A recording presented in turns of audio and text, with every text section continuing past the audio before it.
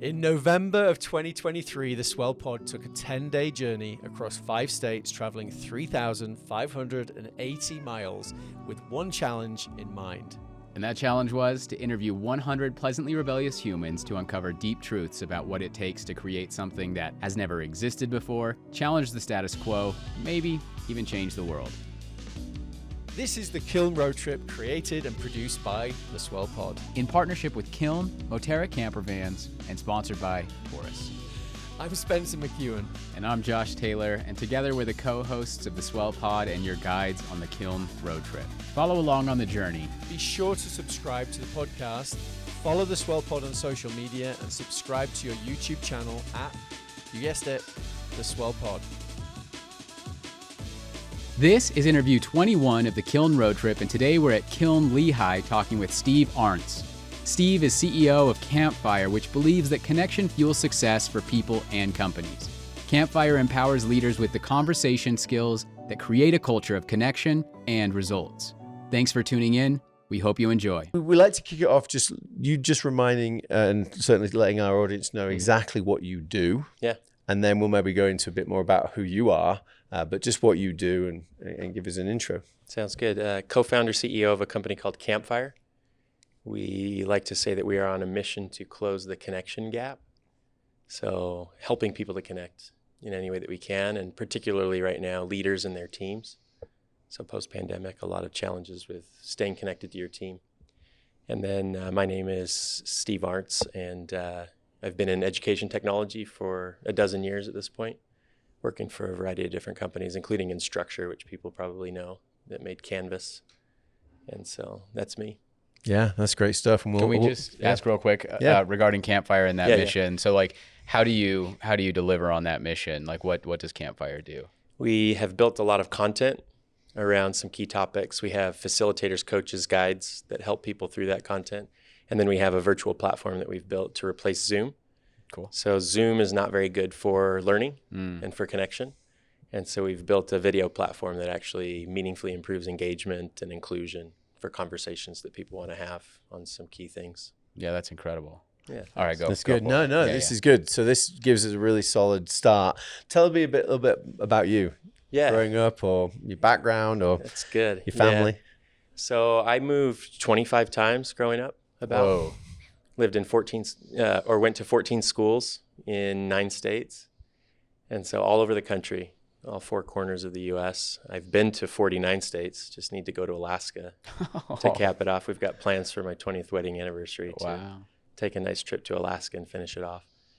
I have really loved to build and create things since I was young. So my first entrepreneurial venture was selling candy bars at the local middle school.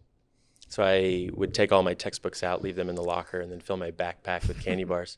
And I would go to the Sam's Club with my mom and find the things that had highest margins. So as soon as I saw the unit price on the big sign that has the prices at Sam's Club, I started to realize what I could make the most money off of. And so I started to sell candy bars. I was making some good money before the principal invited me to visit with him. And he shut down my little business, and you might be able to guess why, but I'll just tell you. I was taking away from business on the vending machines at this school.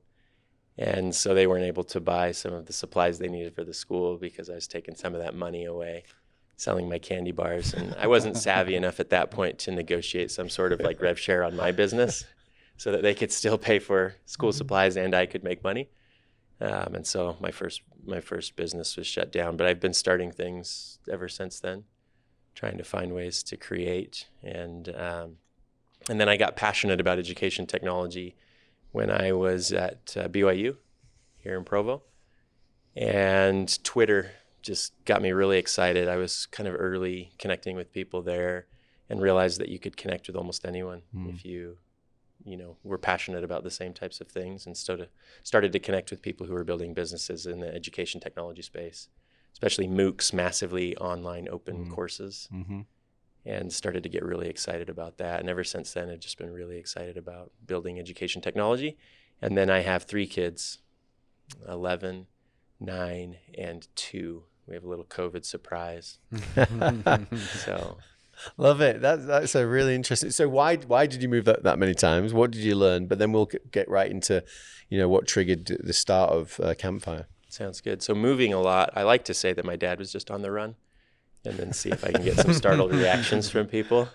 That wasn't actually that. You got to keep a straight face then when you say that. Yeah, for sure. But it turns out that 30 years ago, maybe, economic mobility required actual mobility. So these days, economic mobility does not actually require you to move. It's kind of a new thing the last 4 years. Now, if you want economic mobility, you don't have to move because COVID has sort of like brought all of that down.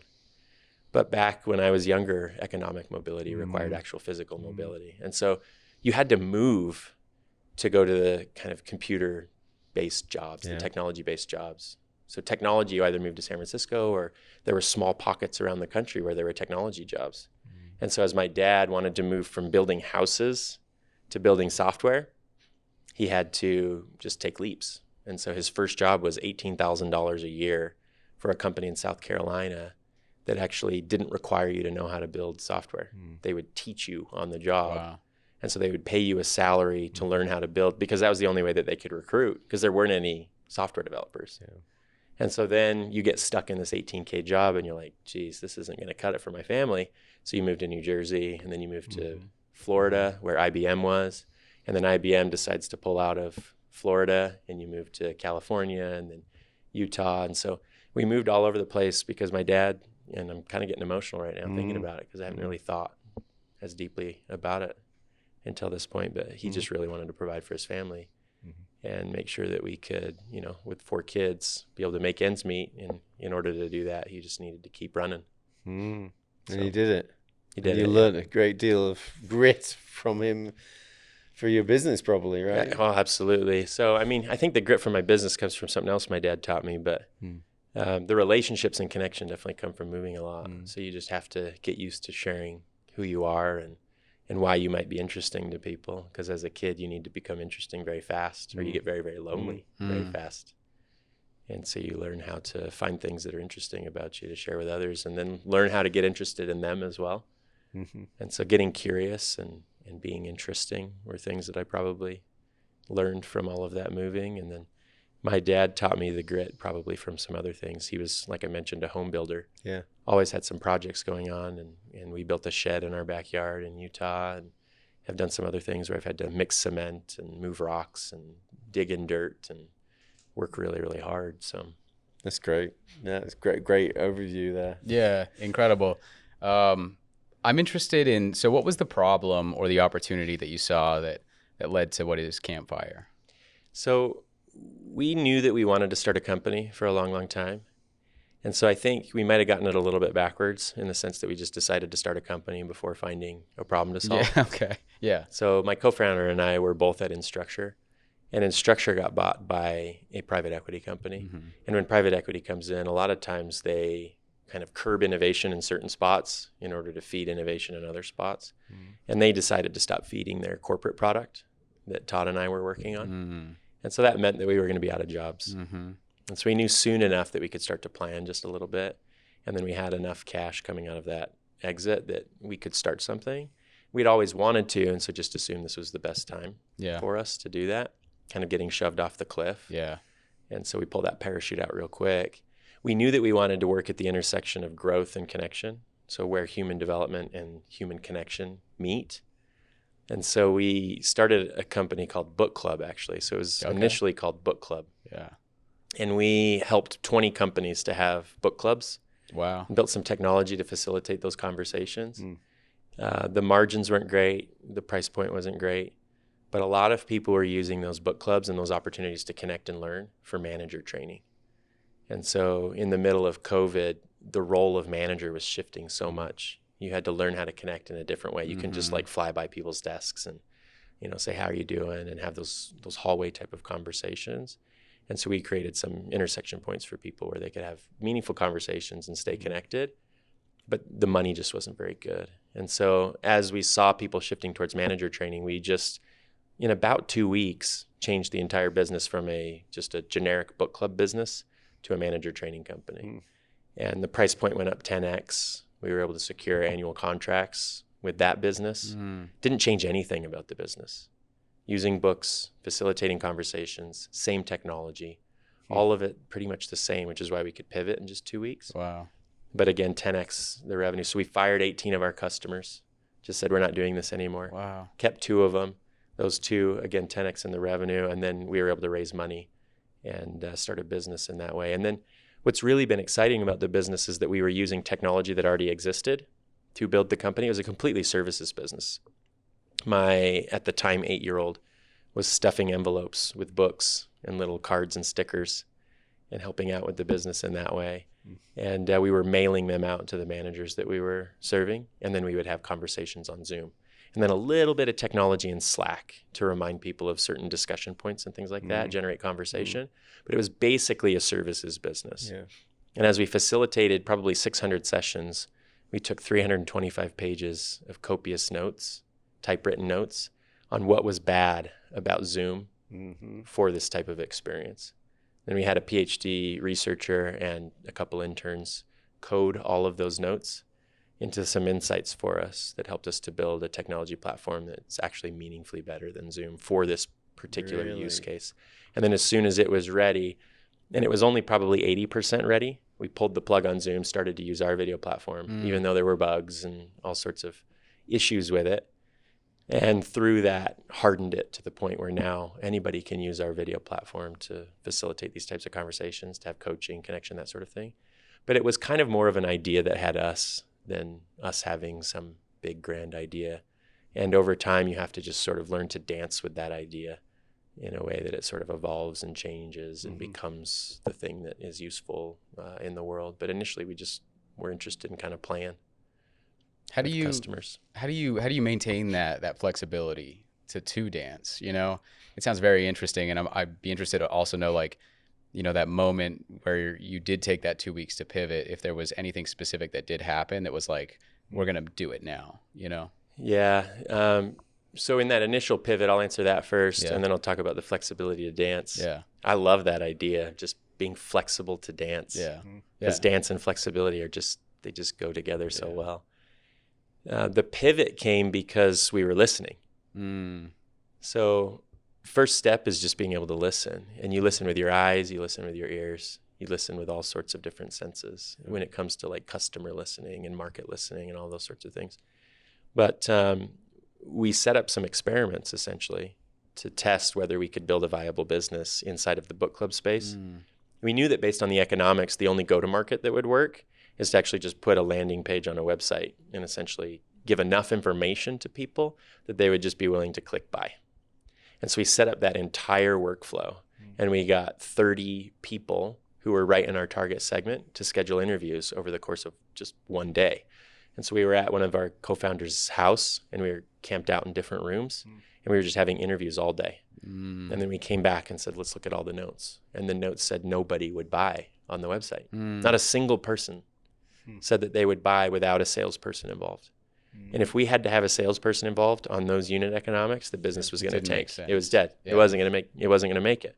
And so then the next week, we scheduled the same number of interviews and actually doubled it over the course of 2 weeks with our target segment for the manager training business. And those folks said that they would buy with a sales assisted motion. 85% of them said they were interested in buying at the price point of $50 a user a month, as opposed to the $5 a user a month that we were doing with the book clubs. So 10x. Yeah, that's incredible. And 85% of people say yes, and 0% of people say yes. And so at that point, it's not really a matter of courage. It's just, are you stupid or not? Yeah. Right? Like if you're stupid, you'll double down on the $5 business. Yeah. And if you're smart, you'll double down on the $50 business. And then you build that. We had a couple customers say yes. December 23rd is when we closed our 2 deals. And then we started raising the first week of January, coming back from the Christmas break. So started raising money. And then put on top of that, my wife and I had just had our little COVID surprise. Right, yeah. Right? So brand new baby. Oh my gosh. Brand new baby. She's born December 8th. She's in my arms when we closed those first 2 deals on December 23rd. The 2 buyers were like, this is a bit of an unfair advantage. Yeah. Like, you're expecting us to say no when you're holding an infant in your arms? I'm like, yeah, and my infant's life depends on this conversation. So who do you want to be in this moment, right? Yeah. In terms of the flexibility to dance, I think it really comes down to whether you can manage fear or not. So I think the thing that keeps you flexible to dance more than anything else is maintaining a focus on purpose and mission and creativity, as opposed to fear and reactivity. Which creativity and reactivity, two of my favorite words because of the interplay between them. Yeah. Same letters, tiny bit of a different rearrangement. So much of the market, so much of people right now is reactive.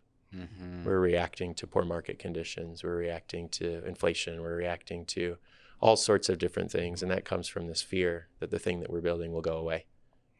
And when you're not afraid that the thing you're building will go away, and you can start to just focus on the mission and the purpose and the purpose are durable. They'll be there forever.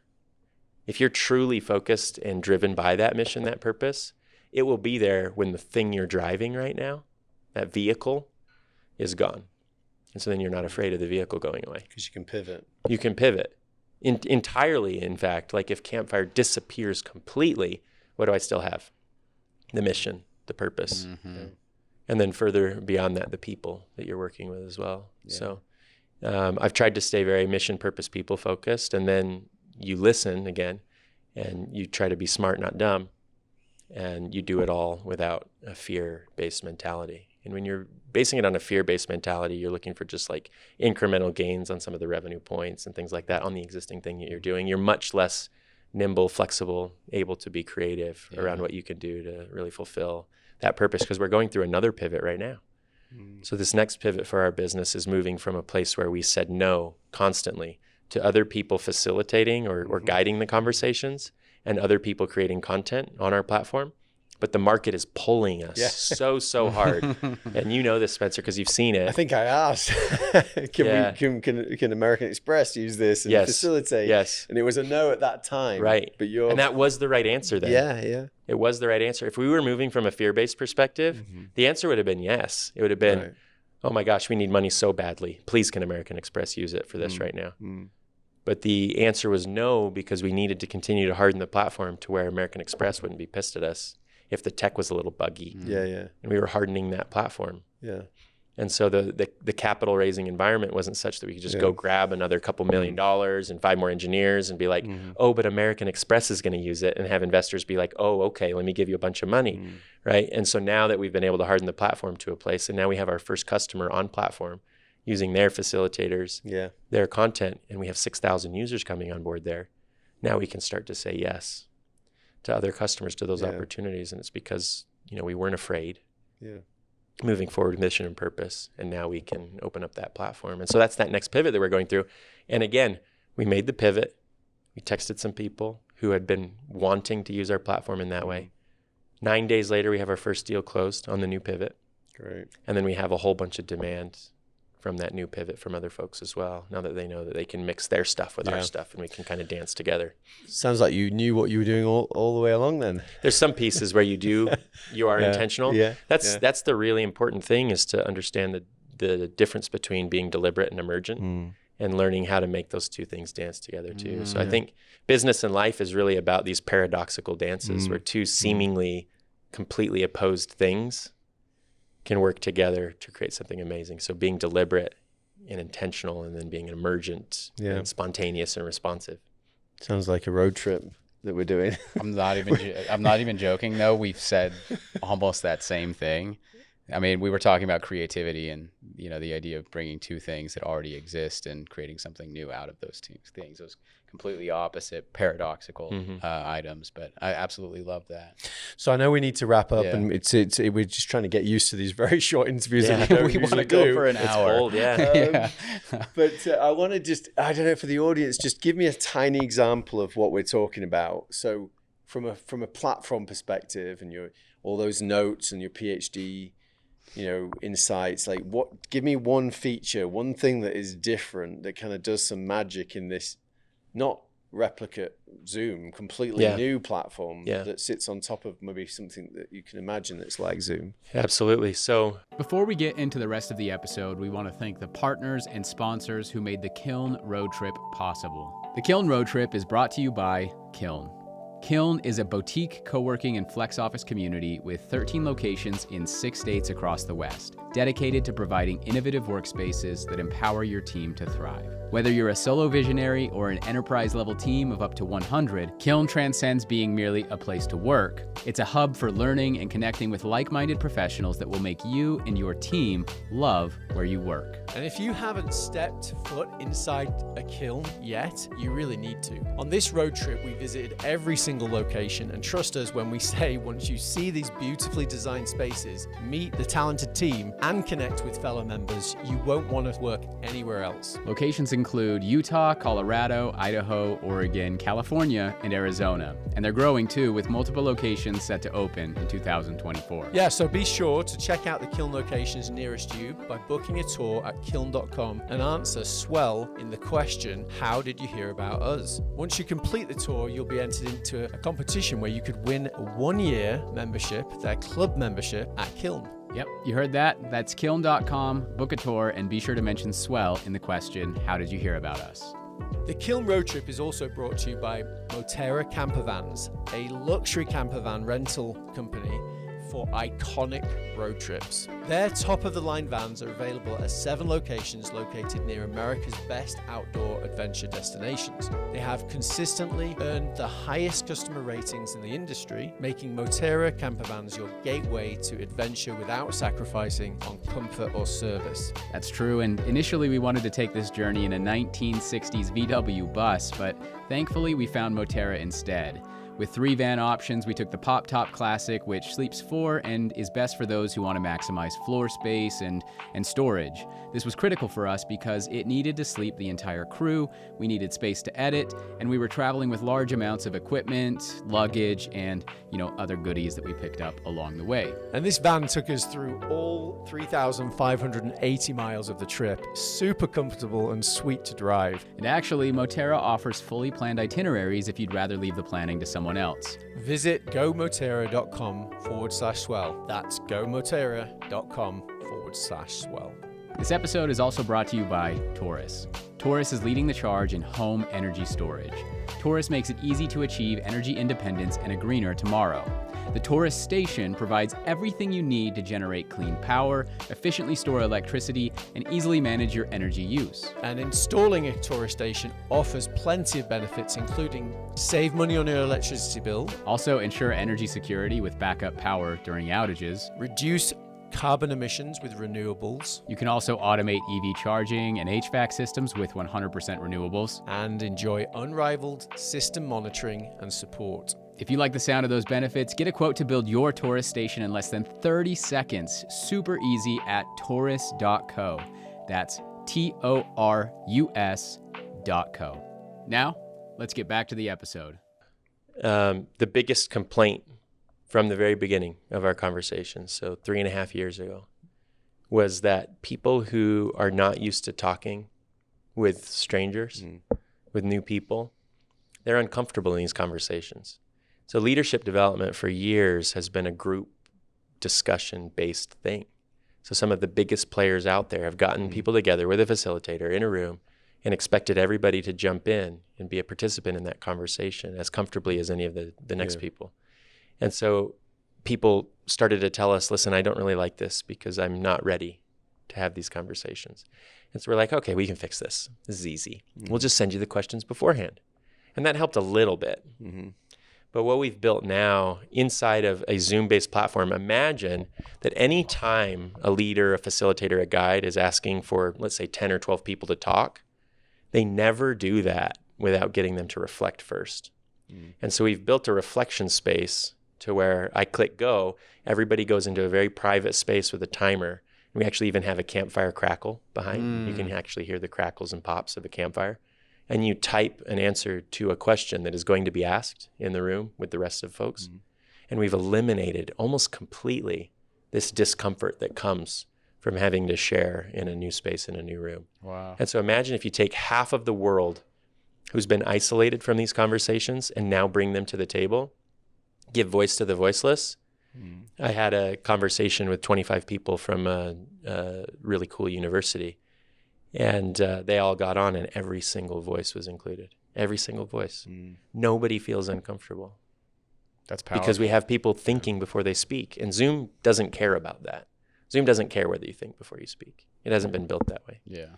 That's a great example. That's what I was looking for. I think that brings it to life to people. I know that's just one feature out of many. Love the you're crackle. Doing. Yeah, I love the crackle. Yeah. We'll have to do that. I want to try it. We'll do that in the car when we're driving. Yeah. So That's last question. Can you fit one last question in before we finish? Yes. So we just usually ask this question to everybody. You may have, I mean, it may even be part of what your answer was already, but you know, what does it take to take an idea and create something new, create a movement, create something that's never existed before, or even challenge the status quo? What would you say? I mean, I think you have to have a why, a really strong why, because it's harder than hell, you know? Yeah. To go from 0 to 1 is just really hard. And so you have to have some why. For some people, it's money. There's two real sides of the coin. Do good, do well. Yeah. That's all you've got, really. You can be impact focused. You can be business and financially driven and focused. Some really great ideas in businesses are born out of the do well side. That's not me. Always start with the impact that you want to have in the world, do good. And then you just have to have the patience, determination to be able to stay flexible to dance and continue to stay focused on that mission in a way that eventually it'll come to life. So love it. Great stuff. I think the flexible to dance and then do good, do well. Like that might have to might go in be the on book. a T-shirt at some point. Yeah, love it. Sounds good. You love Kiln? I love Kiln. Absolutely. 20 seconds on why? I mean, it has fostered these connections that are just really powerful and meaningful for the business. Just an example, there's a marketing leader over here that runs the Tony's business globally. They're these little figures. Oh, that's right. That go on this little speaker box. They're beautiful. And I walk past his office and all of a sudden I have 7 Tonys for my little girl. And then I go to Target and buy this Tony box, and just those little connections where you start to, again, dance with creativity and ideas and other people. It just is really powerful for your business. Thanks for tuning in to today's episode of the Kiln Road Trip. Be sure to follow along on the rest of the journey, and you can do that in 2 ways. 1, subscribe to the podcast, whether you're listening on Apple, Spotify, or maybe even watching on YouTube, and follow along on all of our social media platforms, whether you're on LinkedIn, Instagram, Facebook, Twitter, or TikTok, at the Swell Pod. Thanks again, and we'll see you in the next episode.